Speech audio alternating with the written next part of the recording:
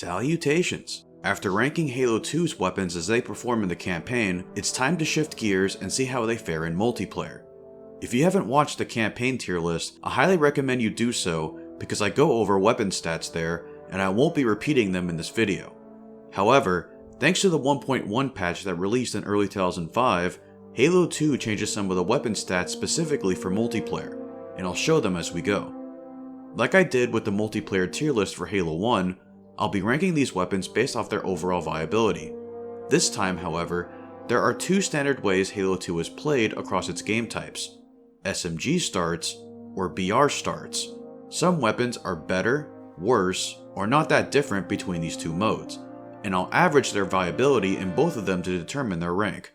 On a side note, the original Xbox version of Halo 2 received Insignia support a few months ago. Insignia is an unofficial replacement for the original Xbox version of Xbox Live. To celebrate Halo 2's online functionality coming back after 14 years, all the gameplay seen in this video depicts the original Xbox version of the game being played over Insignia. If you still have an original Xbox and your copy of Halo 2, dust it off and get your console registered with Insignia. There's links in the description that'll help you set it up. The Halo Classic Hub Discord server has game nights every week for this game, and the staff members there can also help you get everything set up. With all that out of the way, let's start tiering. And sadly, we're starting with the Needler. While it's better than its Halo 1 counterpart, it's still the worst weapon in the game. The needles it shoots are way too slow, failing to land on any decent player. The only way you're going to get super combines on people are when they're not aware of your presence, you're close enough to your target, they're running straight at you, or a mix of all the above. Like I said with CE's Needler, the best counter against this weapon is to move to the left or right. If you try to use the Needler at medium ranges, don't bother. Hardly any of your needles will connect. If you're not host, sometimes it'll look like you got super combines, but it turns out you just didn't. Because the Needler is at its best when dual wielding two of them, that locks you out of grenades, and to an extent, melee attacks. The Needler also has zero synergy with the other dual wield weapons. Regardless if its BR starts or not, hardly anyone would want to use Halo 2's Needler. Except for me. It's the ultimate style weapon. Despite that, I can't look past the harsh reality that the Needler is the worst weapon in the game and is at the very bottom of the list. It'll starve you of kills, leaving you hungry for more. But I can tell you something that won't leave you hungry. Stupid vending machine. Hey Blub. Yeah? Are you tired of eating gray squirrel stew? Yeah. Mystery meat mash? Yeah! And buffa oat buttocks? Do you actually eat that? I tried it once. Hurry up! Oh no, it's bad, my guy! Oh god, thank heavens! Never again. Wouldn't you rather have affordable home-cooked meals with fresh ingredients delivered right to your door? I mean, sure, but the mole wings aren't that. Well, Oh, I'm being interrupted. Today's sponsor, HelloFresh, is just for you. HelloFresh has over 45 weekly options that are restaurant quality. You order the dish, and all the necessary high-quality ingredients are delivered to your doorstep in less than a week. The best part is that the ingredients for each meal are pre-portioned, so you won't need to worry if you added too much or too little to your dish. Each recipe has a step-by-step guide that will make your meal prep as stress-free as possible. As someone who needs things explained to like I'm a 5-year-old, I'm very thankful for HelloFresh providing such clear instructions to make these killer dishes. The white cheddar crunch burger in particular is absolutely amazing. But Fathom, my busy schedule means I don't have time to make restaurant quality meals. Why do you think I keep coming to this vending machine? Don't worry, Blub. HelloFresh has an extensive lineup of quick and easy meals that could be made in 20 minutes or less, and they're still just as restaurant quality. Wow, I can affordably make high quality food with the freshest ingredients at a lightning fast pace? You betcha, and that's not all. Yeah? If you sign up as a brand new customer, you'll unlock free dessert for life. Free dessert? Free chocolate bit cookies? Absolutely, my friend. What are you waiting for? Click the link in the description and use the code you see on screen, and get 10 free meals plus free dessert for life while your subscription is active. You get delicious food delivered to your door while helping to support the channel. Big shout out to HelloFresh for sponsoring this video. Thank you so much. HelloFresh is good, guy. Subscribe now. Our next weapon is the Sentinel Beam. It can only be found on 2 maps. Backwash, which is not in matchmaking, and Desolation, so I'll only talk about how it fares on Desolation. The bad news is, it's bad. You'd think the Sentinel Beam would strip shields well, but it doesn't. You have to ensure the beam is consistently on target to kill a player, with 0 room for error. Otherwise, you'll overheat before you finish them off. Its damage output is low, comparable to that of a single SMG, and it's hard to hit other players from far away. The only thing I can say that's okay about it is it's good at consistently de-scoping enemy battle rifle users. But then again, so do other weapons. The Sentinel Beam is D tier. It's a map pickup that offers you nothing of value. They really should have used the Eliminator variant in my opinion. Now we have the Magnum. This is our first instance of a stat change for multiplayer. In campaign, the Magnum dishes out 8 damage per shot.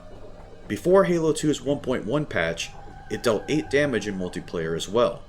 The thing is, the Magnum does not have a damage penalty when dual wielding, so dual Magnums used to shred enemy players. To solve this, Bungie nerfed the Magnum's damage from 8 to 5.5. It did its job.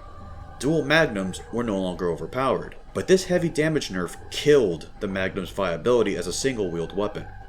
Before, 8 damage per shot was a 9-shot kill versus a player, but 5.5 is now a 13-shot kill, which means you need to reload before dealing the finishing blow. So yeah, as you can expect, the Magnum is terrible. It's outclassed by the other headshot weapons in the game, but there's plenty more issues with it.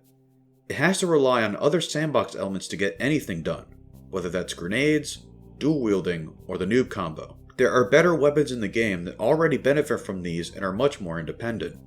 It does combo well with the SMG, plasma pistol, and plasma rifle when dual wielding, finishing off other players with headshots, and this is pretty decent on SMG starts. That being said, you're still better off just finding a battle rifle or carbine and relying on that, or dual wielding a plasma rifle with your starting SMG. The Magnum is D tier. Its pathetic damage output prevents it from standing on its own 2 feet, and there's 0 reason to pick it up on BR starts. Next up is the plasma rifle, and I'll lump it in with the brute version since they're effectively just as viable as each other. This is our next instance of a stat change. Before the 1.1 update, the SMG and plasma rifle dual wield combo was deemed overpowered by Bungie. To fix this, they increased the dual wield damage penalty for the plasma rifle. They also did something with the SMG, and I'll bring it up when it's the SMG's turn. The plasma rifle is our first okay weapon. Despite the aforementioned nerf, it's still a great partner for the SMG, shredding other players alongside it up close. The plasma rifle is at its most desirable in SMG starts when there are less precision weapons to go around, but once you find one, there's not much reason to stick to the plasma rifle. Its biggest issue is its slow projectile velocity. It requires players to either lead their shots or get in close. Against precision weapons from far away, it doesn't stand a chance. As a shield stripper, it's strictly outclassed by the plasma pistol thanks to its OP tracking ability. The brute plasma rifle is interesting.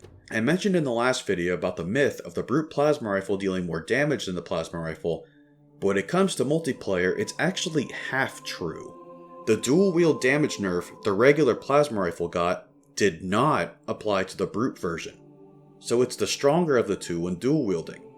In fact, something I didn't mention in the campaign video is that the brute plasma rifle is more accurate when both triggers are held, using tighter spread values. This makes the brute plasma rifle technically more viable than the regular version, but the high fire rate it has can also be a curse. It overheats much faster, and if you don't practice good heat control, you'll be vulnerable to attack. We also can't forget that the brute version is only on turf, making its usage significantly more limited.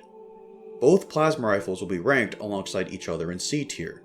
They're both excellent up close as shield strippers, but they have range issues and are outdone by the plasma pistol. Next up is the shotgun. I'd consider this the most inconsistent weapon in the game. At times, the shotgun will do what it does best, killing enemies at point blank range, or with a follow-up melee. However, its success is both highly dependent on your connection to the game, as well as being as close to your target as possible, Halo 2's shotgun shoots less pellets than its other counterparts. With how shoddy Halo 2's netcode can be, you'll often have shots that won't register when they should have. Because of all this, engaging anyone further than 3 feet away is a no-go. The best strategy is to kill players rounding corners when they least expect you. It's also worth mentioning that it's easier to hit elite players with a shotgun thanks to their wider bodies. The shotgun is no further than C tier. It's easily the worst upper tier map pickup in the game. It can help you sometimes, but it's too unreliable to be a go-to. Moving on, we have Halo 2's main starting weapon, the SMG. As I said during the plasma rifle segment, prior to the 1.1 update, the dual-wield combo of the SMG and plasma rifle was deemed overpowered. While the plasma rifle's dual-wield damage was lowered, the SMG's damage per shot was nerfed as well. It's a very small nerf that doesn't change the time to kill while single-wielding. It does change the dual-wield time to kill, however, albeit very slightly. The SMG is decent. Its full auto-fire is much more accurate than Halo 1's assault rifle, even when dual-wielding, letting users hit targets further away than you might expect. It has good dual-wield synergy with almost all the other dual-wield weapons except for the Needler. It even has some anti-vehicle properties in BTB. SMG bullets transfer more damage to vehicle pilots than the battle rifles can, so until you find a rocket launcher, don't drop your SMG just yet. That's where the good news ends, sadly. The main issue is, the SMG is not a good starting weapon. Its effective range is simply too short. The fact it's a dual-wield weapon means it has to be balanced around the possible combinations it could use, and that means turning it into a pea shooter on its own. The SMG is hopeless against anyone using a BR at medium range or further, sometimes even in close range. Your reload speed while dual wielding is much slower as well, which is undesirable to sit through. It's sad because the assault rifle in Halo 1 had utilities that made users want to keep it around, whether it's for the fastest dual melee in the game, or as a quick camo option when going for rockets or snipers. The SMG just doesn't compare. For me, the SMG is at the top of C tier. It's no more than okay on its own, and it can be powerful while dual wielding. But once better options are available, you'll drop it for them. The Brute Shot is up next. It's not a common sight in multiplayer, but it's pretty good on the maps it's featured in. For the 1.1 update, the Brute Shot was substantially buffed. Its grenade damage was increased, and the slicing melee damage became much stronger. So much so, if the user has max momentum, melee attacks are instant kills. The Brute Shot is great for attacking players around corners. Combine that with its powerful melee attack, and this weapon sits in a unique place in the sandbox. However, this weapon has issues. It's not easy to hit moving targets, especially those aware of your position. It's best to have verticality over your opponent, which allows for better control over where your grenades detonate. Its reload speed is slow too, even with YY cancelling, and 4 grenades per magazine is not that many at all. With this in mind, the Brute Shot is our first B tier weapon. It has cool qualities to it, but it's fairly mid compared to the other power weapons. Moving on, we have the Carbine. It's the Covenant counterpart to the battle rifle, but unlike the BR, it's a map pickup. On its own merits, it's a solid precision weapon, nearly on par with the BR. The Carbine is pretty good at descoping other BR users. Its fire rate offers a smaller window of time for the enemy to scope in than the time between BR bursts. However, the Carbine is still overall outclassed by the BR. Its burst fire helps players sweep over a player's head for more consistent headshots, unlike the single-shot Carbine.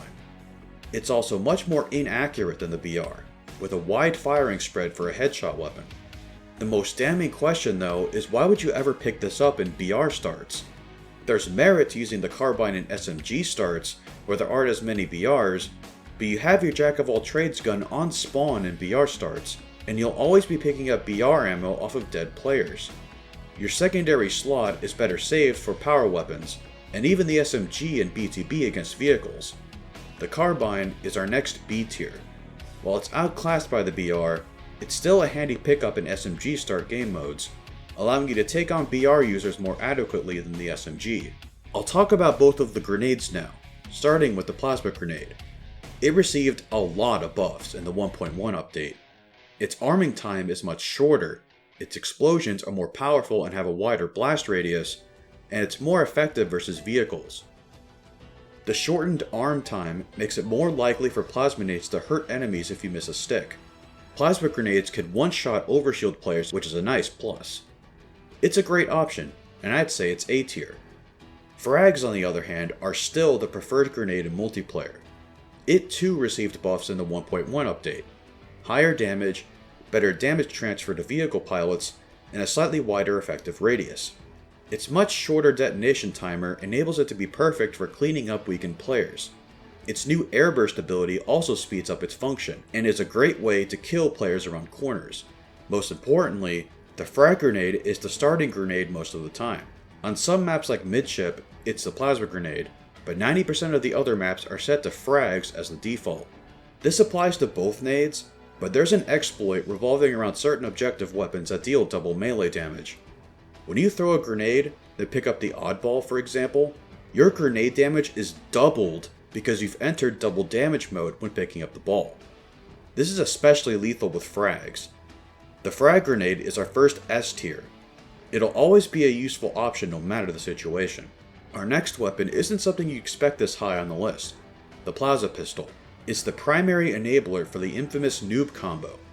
One nigh undodgeable overcharge shot into a battle rifle burst is enough to kill a player. There's a reason competitive tournaments typically remove the Plasma Pistol from play. It's skill-less in conjunction with a precision weapon. It's also a great partner to the SMG and Magnum when dual wielding, but the consistency that the BR provides alongside the Plasma Pistol is unmatched. It's an S tier for me. It might as well be a power weapon despite not having any kill power. For our next placement, I'll talk about both the sniper rifle and the beam rifle since I feel their viability is almost the same. The beam rifle has the advantage of never needing to reload, although firing it too fast will result in overheating. Despite the threat of overheating, the fast-firing nature of the beam rifle is great to pick off someone quickly. The sniper rifle, on the other hand, has 4 shots per reloadable magazines.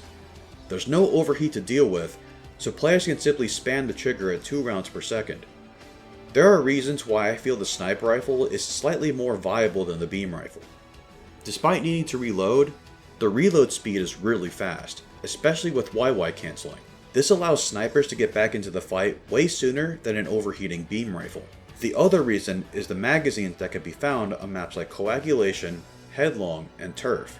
This gives the user more shots to work with than the beam rifle. Both of these monsters are S tier, no questions asked. Fighting for the snipers is a necessary strategy to keep the range advantage for you and your team. Halo 2's rocket launcher is legendary for one reason: its vehicular homing ability. Controlling the rocket launcher on BTB maps is required to ensure your team has vehicle superiority. Outside of BTB, the rocket launcher is still the quintessential power weapon that everyone has to fight for. It kills anyone in one shot, and 2 shots overshield players. While the rockets aren't as powerful as they were in CE, they're much faster in Halo 2, making it easier to get kills versus moving opponents. What's even more devastating is that some maps offer rocket ammo. These ammo packs give the user 2 extra rockets. Since rockets don't respawn until it runs out of ammo when it's dropped, a player can simply hold onto an empty rocket launcher and wait for the ammo box to respawn, keeping it from ever appearing in enemy hands. Another easy S tier. Not much more needs to be said. It's the rocket launcher. Our penultimate weapon is the energy sword. Captain Keyes is famous for saying, "Whoever controls Halo controls the fate of the universe." Within the context of Halo 2 multiplayer, replace Halo with the energy sword. It's by far the most important power weapon for your team to control. It's known for its powerful lunge attack, one hit killing any unfortunate players. The 1.1 update both buffed and nerfed it, however. While you can no longer sword fly in multiplayer, the sword's fast swing got the same damage buff the brute shot's melee attack did, since they use the same damage tag. A key feature of the sword is its ability to instantly lunge at players the moment it's pulled out. Most importantly, in Bungie's infinite wisdom, the sword has infinite battery in multiplayer. You could just use it the entire game if the enemy doesn't stop you. It's the ultimate power weapon, easy top of S, and the best power weapon in the game. And with the battle rifle at S+ tier, that's going to be our weapon tier list for Halo 2's multiplayer. I'm just kidding. Despite the fact I've been hyping the BR up the entire video, I'll still talk about it. For one, it got buffed in the 1.1 update. Twice. The first change was to its firing spread. Before 1.1, the BR had even worse spread than Halo 3's BR. The patch would tighten the spread to nearly pinpoint. The second change wasn't directly for the BR, but it made the BXR much more consistent. Melee attacks before 1.1 were hilariously weak, taking 6 melee attacks to kill someone when not at full momentum. 1.1 drastically buffed the melee damage, so 0 momentum melees needed 3 hits to kill, and this was enough damage for a BXR kill. Let's not forget about the double shot, which gives the BR user way more stopping power in a pinch. Not even factoring in the button combos, the battle rifle is still the best gun in the game. I don't think I have to convince anyone of that. In SMG starts, the teams that constantly control the BR spawns just win the game. In BR starts, most of the non-power weapons outside of the plasma pistol get virtually zero use, due to a combination of how good the BR is on its own, and the fact the other weapons don't offer any real niches that the BR doesn't already provide. Why bother with a dual-wield weapons when a BR can deal good damage at close to mid-range anyway? The battle rifle is Halo 2's multiplayer, no ifs, ands, or buts. The one downside it has is its bad damage transfer value to vehicles. Like I said earlier, use your SMG versus vehicle pilots before you get a rocket launcher. You'll thank me later. And that will do it for this tier list. The next Halo weapon tier list will take us to Halo 3's campaign. If, and only if, you enjoyed this video, hit the like button, leave a comment giving your thoughts on this list, subscribe for more Halo content from this channel, and ring the bell to never miss an upload. I'd like to thank my patrons, as well as my Needler Gang YouTube members, for further supporting the channel. And I'd like to thank HelloFresh once again for sponsoring this video. This is the Vengeful Vadim. Always remember that you matter more than you think you do, and I'll see you on the great journey.